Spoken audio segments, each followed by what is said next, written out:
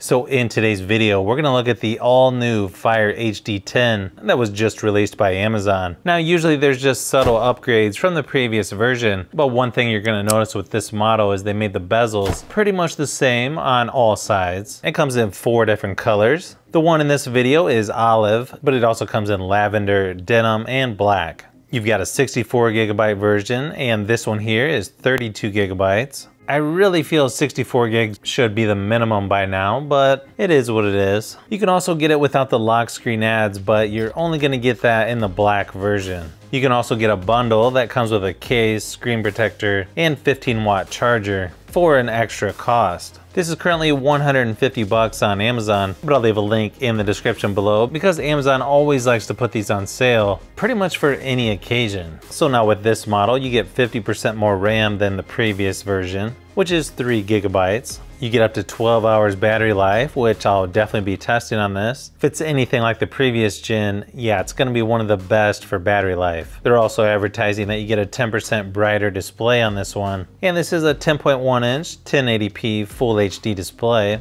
You're gonna get most of the popular apps like Netflix, Facebook, Hulu, Instagram, TikTok, and others through the Amazon App Store. Unfortunately, you still can't get the Google Play Store on here. I mean, there's ways to add it, but I really think you should get the Google Play Store right out of the box. You can also ask Alexa to make video calls to friends and family. You're also gonna get Microsoft Office, Evernote, and Dropbox. You can also do hands-free with Alexa with an on and off toggle. This is also thinner and lighter than the previous generation. It also takes a micro SD card up to 1 terabyte, and this weighs in at 1.03 pounds. So let's go ahead and open it up and see what we've got.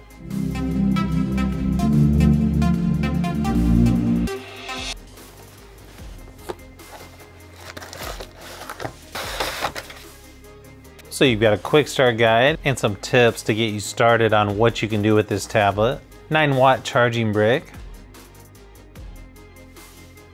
Pretty decent length on the USB-C charging cable.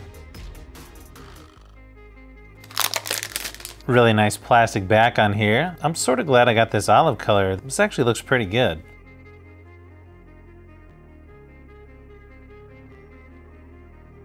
There's where your micro SD card goes.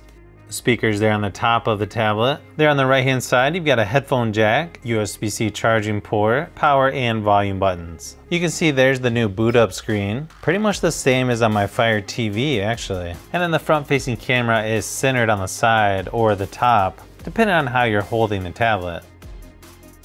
Bezels are pretty much even all the way around, so that's definitely a nice upgrade.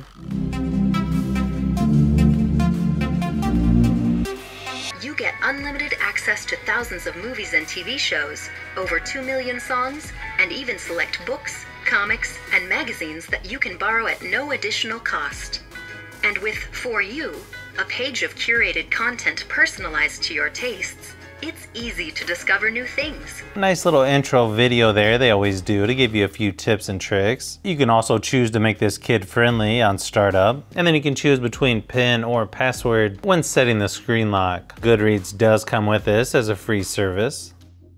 And it looks like you can choose between books and videos. That's already included with your Prime membership. Oh, The Terminal, that's actually a pretty good movie. You can use your voice to open apps.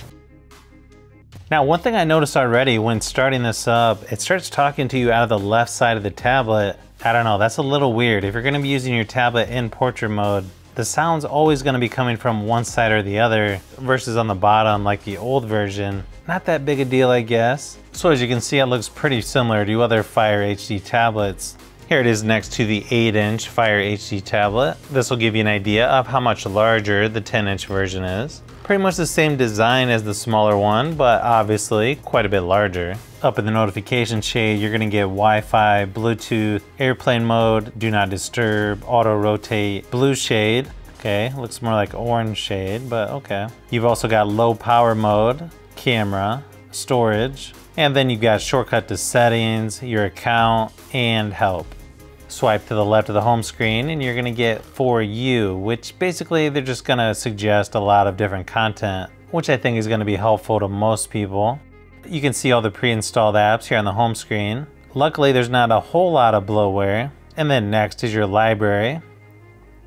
And it looks like that's pretty much it. So you've just got library, home, and for you. It actually seems a little more simplified than what I remember on the other Fire HD tablets. I mean, if you've used other Fire HD tablets, you're gonna be really familiar with this one. Okay, so right out of the box, surprisingly, even after downloading a few apps, I still have just over 20 gigabytes available, but I really wish they'd make 64 gigabytes your base storage. Okay, so apparently there was an update already.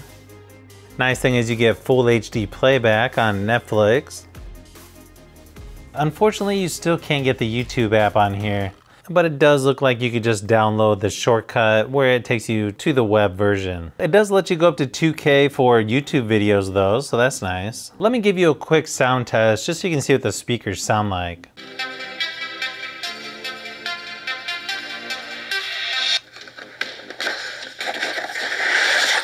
Inside the box, it looks like you got an activation code for Dolby Access, customer support information, and then they also throw in some stickers. And of course, quick start guide.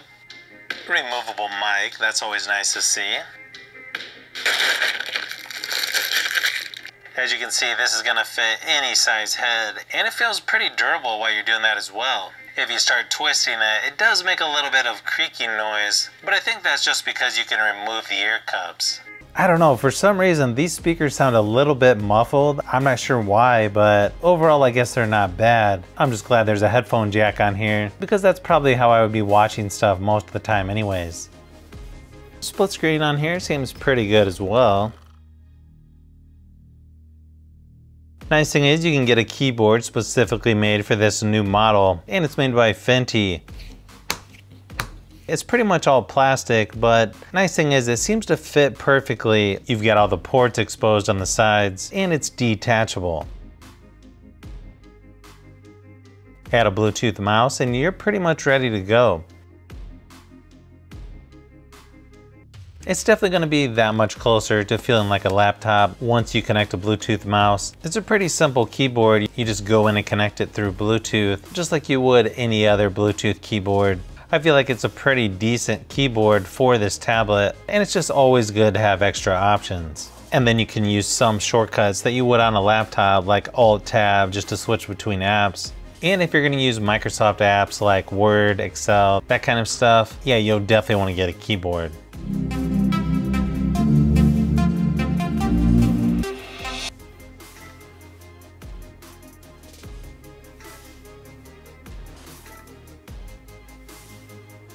Shutter speed on here feels like it's plenty fast enough, but yeah, resolution on here really is not that great. And you can definitely tell when you zoom in on the details. You do get a few options here like auto, HDR, and night. You can also put the grid lines on, and there's also a timer. Now the front camera on here is gonna be pretty horrible, I can tell you already. It's only 1.9 megapixels, and they're saying you can use this for zoom? Oh boy. And then the rear camera is a little bit better at 5 megapixels. So the front facing camera for video is only 720p, and then the rear facing camera is full HD 1080p resolution. So here's just a few samples of photos and video, just to give you an idea of what to expect. So yeah, overall the cameras on this tablet are pretty bad. There's maybe a couple tablets out there that might be worse, but yeah, this is definitely bottom of the barrel as far as camera quality goes. And I know they're advertising apps like Zoom for this tablet, but yeah, there's no way I would use this for Zoom. You're gonna get much better quality just using your cell phone.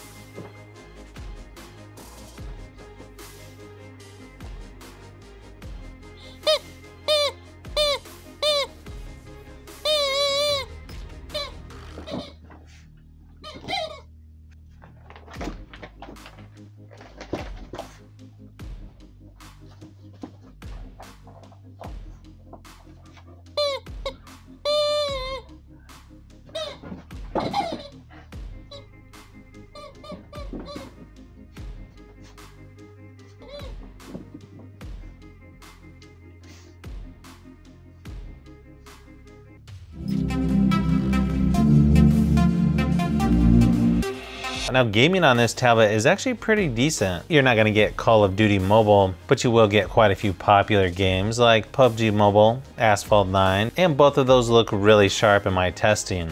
Now, it does get a little warm during gaming, but overall I'm pretty satisfied with gaming on this tablet, especially considering what you're paying for this tablet. I haven't tested battery life on this tablet yet, but I can tell already this is definitely going to be one of the best as far as battery life. I know just leaving this tablet sit overnight, it only went 1% lower pretty much overnight, so in about 8 hours. So overall, do I think this new Fire HD10 is worth it? I gotta say, just the fact that they updated the look of this with somewhat normal sized bezels all the way around definitely makes it worth getting, especially if you've got an older model that's say 2-3 years old. I would definitely say check this one out. Now, obviously this doesn't feel as high quality as iPads or the more expensive Android tablets, but I feel like what you're getting for the price, this is actually a pretty decent tablet. Now, if they could just add the Google Play Store right out of the box.